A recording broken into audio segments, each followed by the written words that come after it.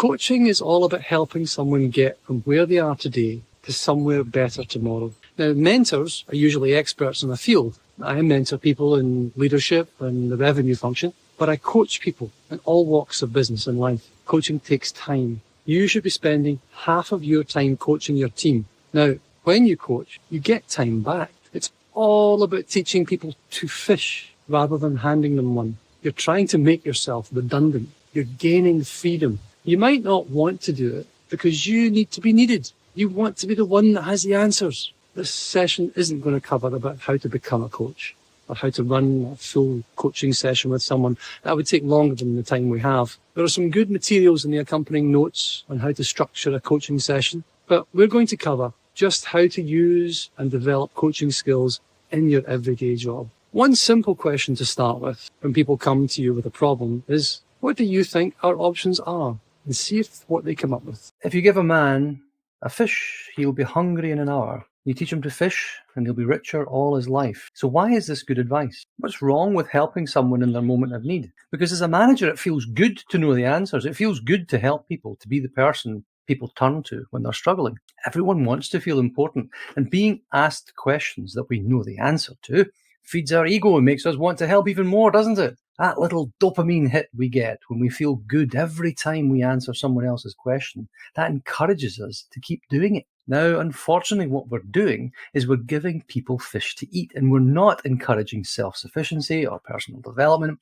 And in fact, we're discouraging it, and we're encouraging them to rely on us and our knowledge, which limits them as an individual, limits the team as a unit, and the organization as a whole. Now, the whole should be greater than the sum of its parts. It shouldn't be limited by the knowledge of its leader. There's good, clear, empirical data that shows that in the case of salespeople in particular, but equally applicable to other roles, people who got more than 3 hours of coaching per month exceeded their goals by 7%. And yet, when manager skills were measured, coaching was found to be one of the weakest areas across the board because most managers answer questions with answers. I suppose it seems logical, doesn't it? Great managers answer questions with more questions. So you go up to your boss and you ask, how do I go about getting this project started, for example? And then they say, right, well, okay, you need budget approval. So on Tuesday, you need to put together and present your business case and so on and so forth,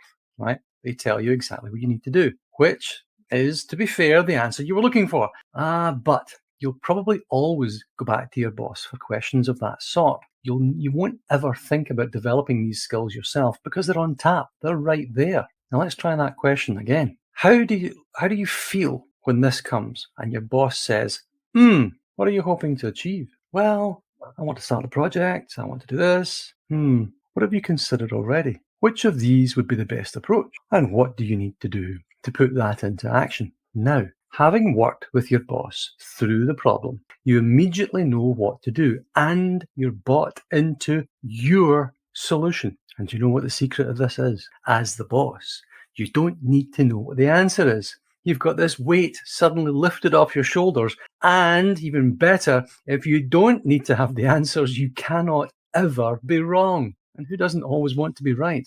I'm going to remind you to listen with your ears and with your eyes. Listen to what's being said and what's not being said. Use your active listening skills to really understand what's going on here. There's a lot of research and surveys that show that it's not only a lack of skill in managers that prevents people from coaching, but upwards of 60% of managers struggle to use coaching as part of their management style because they don't feel they've got the time. Now, when you coach, it takes time, but it also creates time at the same moment.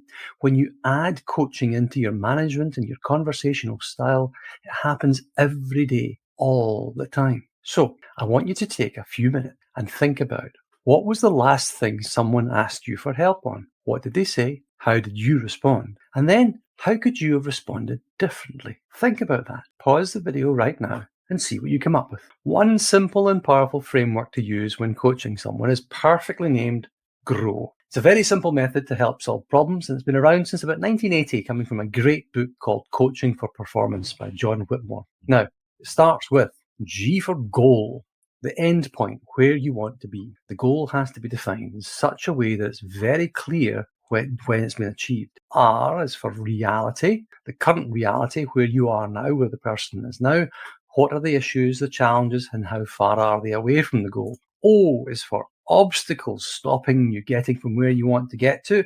If there's no obstacles, you'd be there already, right? And once you've identified the obstacles, you need to think about how you're going to be dealing with them to make progress, and these are your options. And then W is the way forward. The options need to be converted into action steps, which will take your client, your person, your customer, your colleague, all the way to their goal. So this is the way forward. Now, the W here of grow, it can also be the when, or the whom, or the will, the commitment to do it. And the types of questions you can ask at each step are, what do you want? What's your goal? What's happening now? The reality. What's stopping you? The obstacles. What could you do? What are your options? And what will you do? The will, the way forward. Stop answering questions with answers. Get your people to be more independent. Answer questions with questions. What do you think our options are? Just learn that one for a start. What do you think our options are? Your team member probably doesn't need help. They just need reassurance that their ideas are good. Your team members probably have better ideas than you. They're closer to the problems, and they will feel great after these types of conversations with you. And you will feel pretty good too. Again, with the listening, give them your full undivided attention. Tell them that I'm giving you my full undivided attention. Don't give them advice. Don't try to fix anything. Just listen, because you don't want the first answer. You want to be able to draw out of someone that which remains unsaid. You don't want their first answer. You want the best answer. And if you recall your active listening skills, remember silences are golden too. Give the person time. Sit in silence and count in your head. Try to avoid saying any of these. I think it would be helpful if we, in my experience, I think you should have asked. In 2 weeks, I expect you to. Well, what are all these? They're telling someone. They're not asking. So try saying these instead. These are the top questions you could use. What's on your mind? And what else? I love that one. What's the real challenge here for you? Real is a good word. Like if you're asking, how do you feel? How are you? Oh, fine. How do you really feel? Oh, I'm glad you asked. What do you want? How can I help you? If you're saying yes to this, what are you saying no to? And how will you start? So your question is this. What will you do differently from this moment on so that you can coach and not tell? The action guides are here to help you with a guide to how to start and all the coaching questions you could ever possibly hope to use, with some of my favorites highlighted and ready for use.